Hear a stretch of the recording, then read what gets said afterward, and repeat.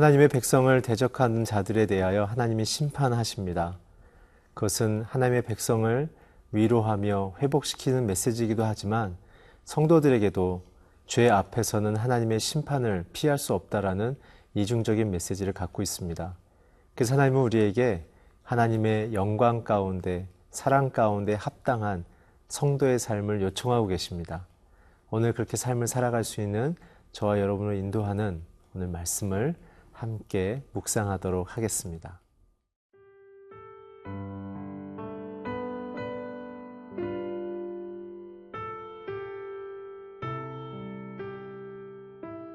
에스겔 39장 1절에서 20절 말씀입니다.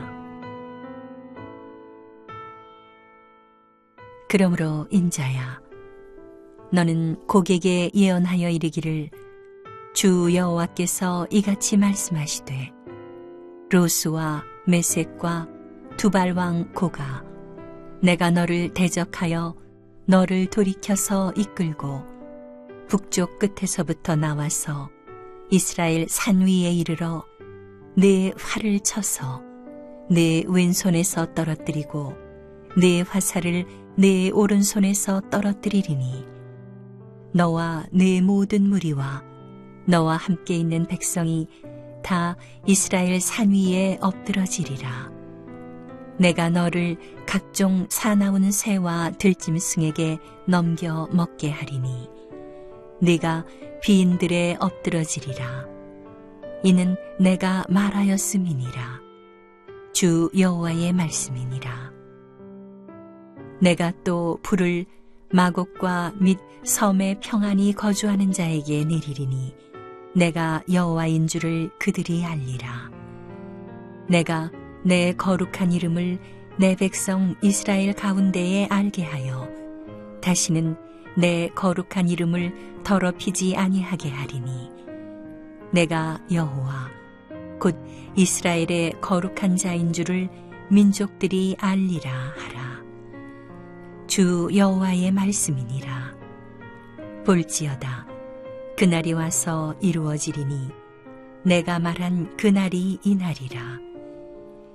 이스라엘 성읍들에 거주하는 자가 나가서 그들의 무기를 불태워 사르되 큰 방패와 작은 방패와 활과 화살과 몽둥이와 창을 가지고 7해 동안 불태우리라.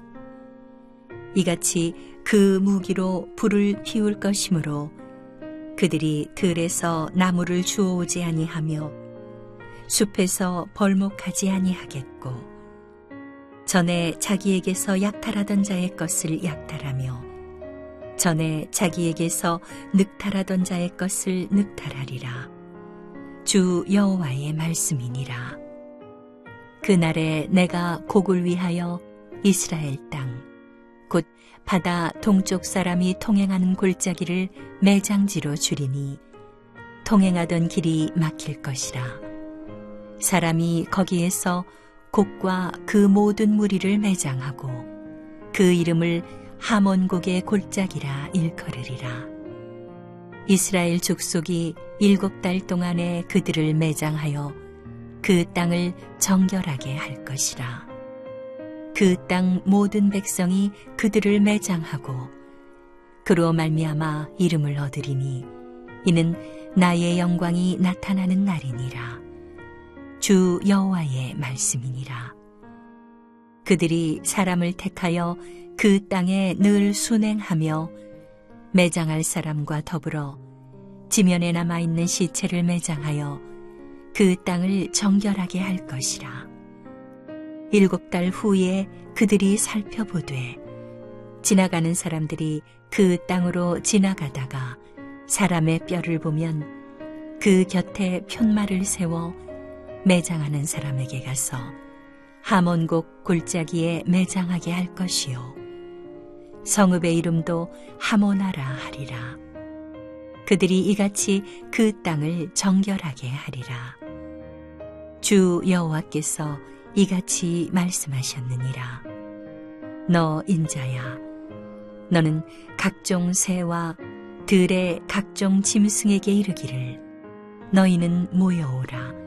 내가 너희를 위한 잔치 곧 이스라엘 산 위에 예비한 큰 잔치로 너희는 사방에서 모여 살을 먹으며 피를 마실지어다. 너희가 용사의 살을 먹으며 세상 왕들의 피를 마시기를 바산의 살찐 짐승 곧 순양이나 어린 양이나 염소나 수송아지를 먹듯 할지라.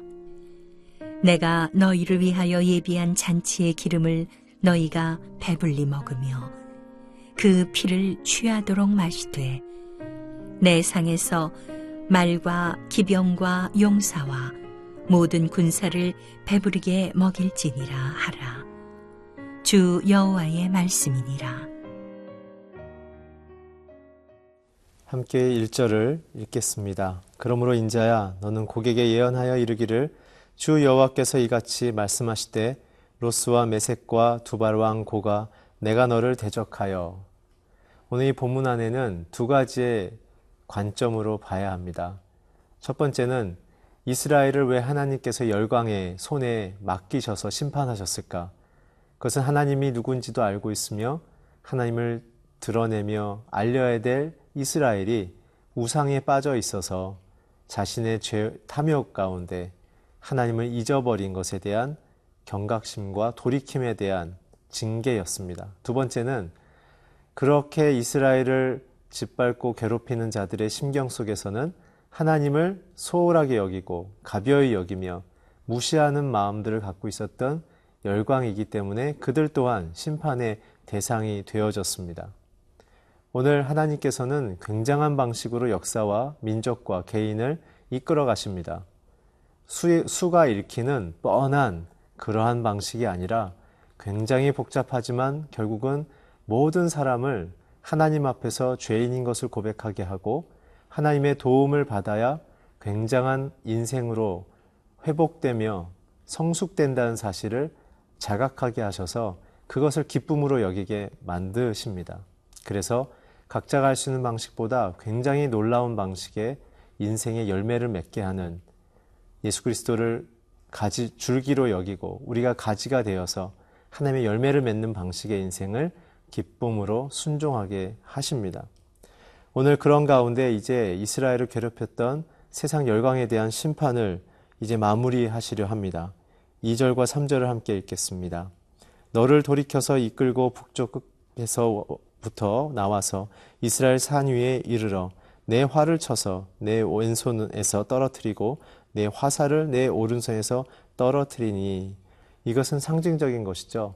온 열강의 무기들을 아무리 동원해 봐야 하나님 앞에서는 무력하다라는 뜻입니다.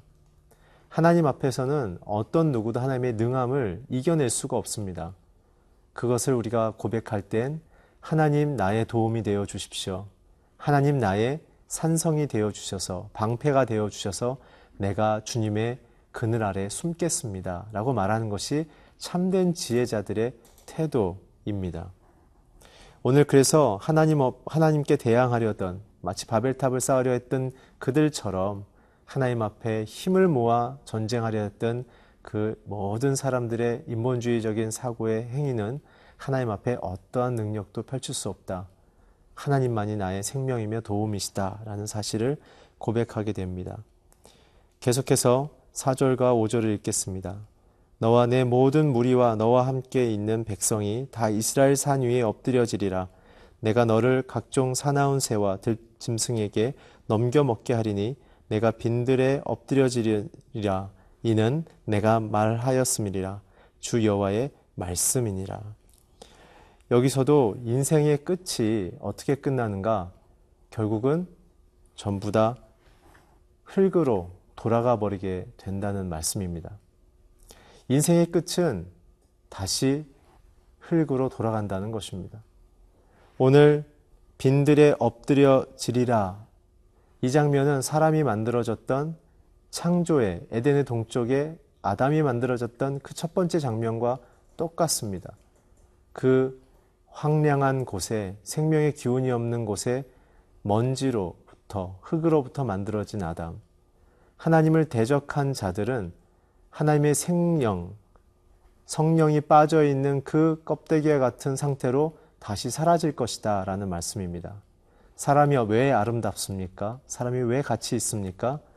그 흙 속에 담겨진 하나님의 보배라고 고백한 사도 바울의 고백처럼 우리 안에 하나님의 영이 있기 때문에 사람들은 아름다운 것입니다. 사랑하는 성도 여러분, 하나님을 부인하면 우리 자신도 부인하는 것입니다. 하나님을 찬미하고 높이면 우리의 인생에 대한 하나님의 사랑을 발견하게 되어집니다.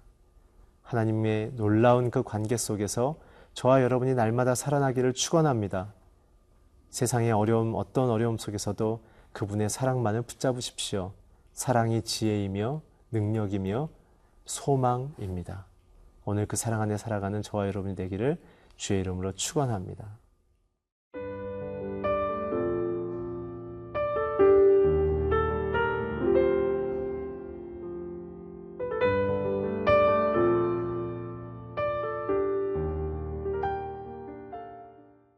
하나님을 대적한 사람들의 종말에 대한 하나님의 심판의 모습이 나머지 구절에서 표현이 되어 있습니다. 우리 함께 구절을 읽겠습니다. 이스라엘 성읍들에 거주하는 자가 나가서 그들의 무기를 불태워 사르되 큰 방패와 작은 방패와 활과 화살과 몽둥이와 창을 가지고 7해 동안 불태우리라. 가장 강력한 힘을 갖고 이스라엘을 괴롭혔던 그 힘의 국가들이 하나님 앞에서 떨어지는 낙엽처럼 무력하게 역사의 종말을 맞이합니다.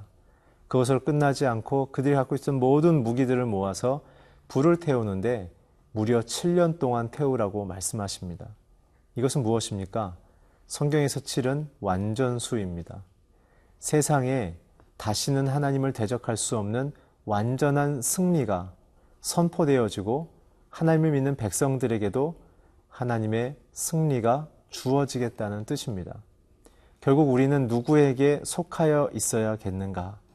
세상 마지막에 하나님께 속하여 있어야 우리는 승리하는 자로 영생 가운데 살게 되어진다라는 메시지입니다.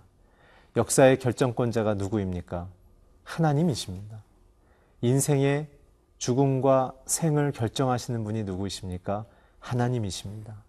오늘 저와 여러분의 인생 속에 고난과 기쁨, 실패와 성공을 통해 우리를 이끌어 가시는 분이 누구이십니까? 역사의 주관자이신 하나님이십니다. 오늘 우리는 상황과 상태에 관계없이 그분이 나를 선택해 주고 그분이 나를 지목하심을 기뻐하며 따라가며 순종할 때 우리는 이 환난을 통과하며 하나님의 영광 가운데 살 수 있게 되는 것이죠. 두 번째는 무엇이냐 하면 우리 11절을 같이 읽겠습니다. 그날에 내가 곡을 위하여 이스라엘 땅 곧 바다 동쪽 사람이 통행하는 골짜기를 매장지로 줄이니 통행하던 길이 막힐 것이라. 사람이 거기에서 곡과 그 모든 무리를 매장하고 그 이름을 하몬곡의 골짜기라 일컬으리라. 굉장히 재미있는 사실은 37장에서 읽었던 에스겔의 골짜기와는 달리 이 하몬곡의 골짜기는 똑같은 사람들의 시체가 있는 장소지만 에스겔의 골짜기에서는 생명이 꽃피었고 이 하몬곡의 골짜기에서는 죽음으로 종교를 한다는 사실입니다. 하나님을 대적하는 자들의 마지막은 바로 이 죽음을 의미합니다. 에덴 동산에서 쫓겨났던 아담과 하와는 에덴의 동쪽 편으로 나갔죠. 오늘도 보면 매장하는 방향이 동쪽으로 나와 있습니다. 하나님을 거부하는 백성들의 방향을 일관되게 말씀하고 계십니다. 오늘 저와 여러분의 마음속에 소중히 간직해야 될 것은 무엇입니까? 하나님만이 나의 생명이라는 사실입니다. 하나님만이 나의 구원이라는 사실입니다. 또한 마지막으로 17절부터 그 이하절에 이렇게 기록되어 있습니다. 주 여호와께서 이같이 말씀하셨느니라. 너 인자야, 너는 각종 새와 들의 각종 짐승에게 이르기를 너희는 모여오라. 내가 너희를 위한 잔치 곧 이스라엘 산 위에 예비한 큰 잔치로 너희는 사방에서 모여 살을 먹으며 피를 마실지어다. 구약에서의 잔치는 하나님 앞에 화목을 이루고 죄 용서받는 것이 목표입니다. 그러나 오늘 이 잔치의 내용은 무엇입니까? 짐승들에게 자기의 살을 뜯기우는 죄에 대한 심판의 의미로 주어지고 있습니다. 사랑하는 성도 여러분, 예수 그리스도의 죽음은, 십자가에서 자기의 살을 찢기움은 우리의 인생 속에 하나님의 자녀로서의 온전한 회복을 허락하기 위한 죽음이었으며 고난이었습니다. 오늘 우리가 대신 당해야 될 것을 예수님께서 당하신 것이죠. 오늘 사랑하는 성도 여러분, 주님의 찢기움과 고난당함을 통해 역사 속에 찢어지고 먹혀야 될 저와 여러분의 죄인됨의 그 심판의 내용이 사라졌음을 기뻐합시다. 그리고 그 소망을 갖고 오늘을 하나님과 함께 동행하며 나의 하나님이 되기를 그렇게 간구하며 선포하시는 그 하나님의 부르심 앞에 우리가 나아갑시다. 오늘 그 복된 하나님과의 관계가 깊어지시기를 주의 이름으로 축원합니다. 기도하겠습니다. 사랑의 주님, 심판과 죽음으로부터 우리를 구원하시고 하나님의 영광의 자녀로서 회복시키심을 감사합니다. 주님이 나의 하나님임을 고백합니다. 주님 안에서 평생 순종하며 주의 영광을 위해 살게 하여 주시옵소서. 예수 그리스도의 이름으로 기도했습니다. 아멘.